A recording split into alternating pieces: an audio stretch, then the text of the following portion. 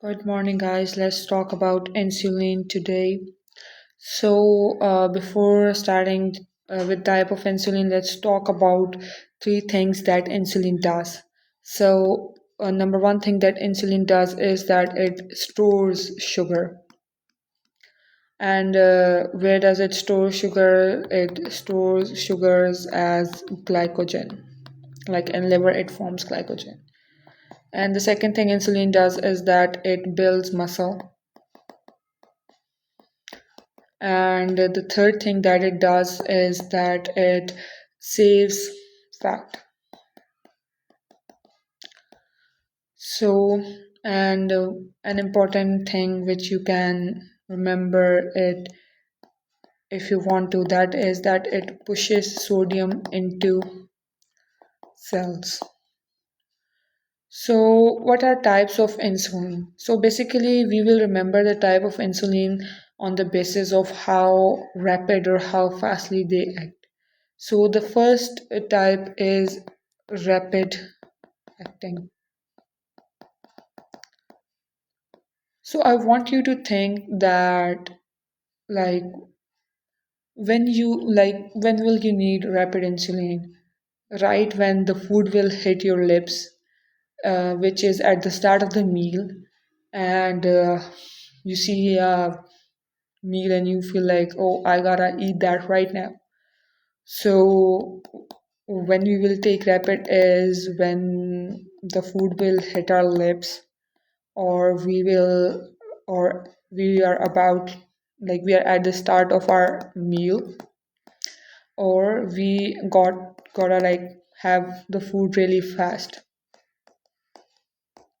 So all you need to remember is these three words: L-I-G.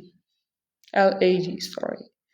L for Lespro,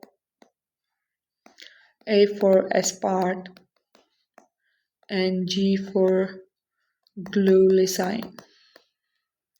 These are the three type of insulins that you will give to a patient who requires insulin, like right when they are about to eat, which means that the patient is having postprandial hypoglycemia. Postprandial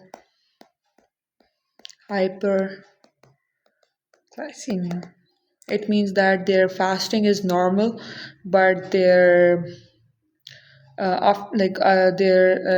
random isn't normal. Like after food, their sugar isn't normal. So let's talk about short acting. In short acting, you need to remember that really expect glucose up soon. Let's act regular paced. So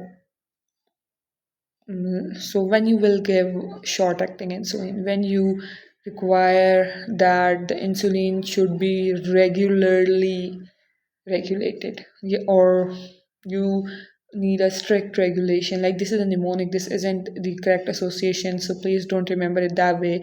I just want to make a connection in your mind that when you will give regular insulin, so it means that it is given on short regular intervals. So when you require a regularly regulation, so you will give regular insulin, which is short acting.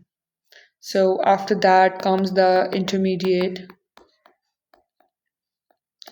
acting.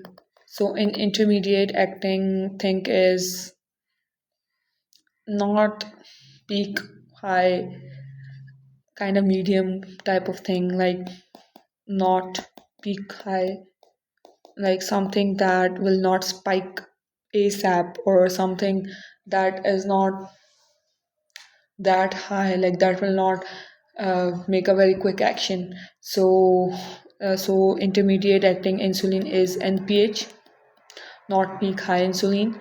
So and one thing that you need to remember for NPH is that it looks cloudy. So you need to shake it before giving it, and after that and one more thing that is important about is that it gives basal coverage, that you administer a dose and it keep on secreting slowly. It is opposite to what rapid will be doing. So after that is very long acting, which you only give once a day, which also maintains basal line. So which is gludac. The insulin name is gludac. So remember is like, for example, remember like dang, this lasts until December. Like dang, this like for like right now it's um, the start of the year, and then you're like dang, this ends until September, until December. So it means that it is really really long acting. Like this mnemonics, this mnemonic should make this connection in your brain. So basically, if I quickly summarize or quickly revise this thing, is that when we will give rapidly acting, when the food will touch our lips, or at the start of a meal, or gotta have a food, like when you are about to start the food. So mnemonic is lag.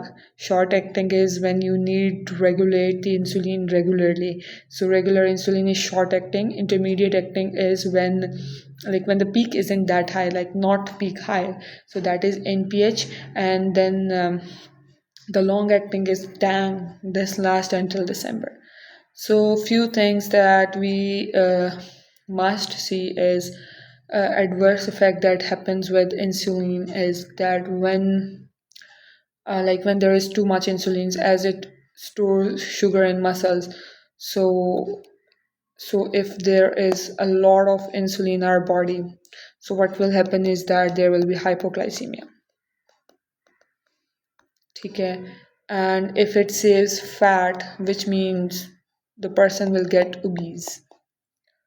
And if you keep on, like, you have to inject the insulin, if you keep on injecting on the same point, you will get lipodystrophy. And then there can be hypersensitivity reaction as well. So yeah, that's all. Thank you for today's video.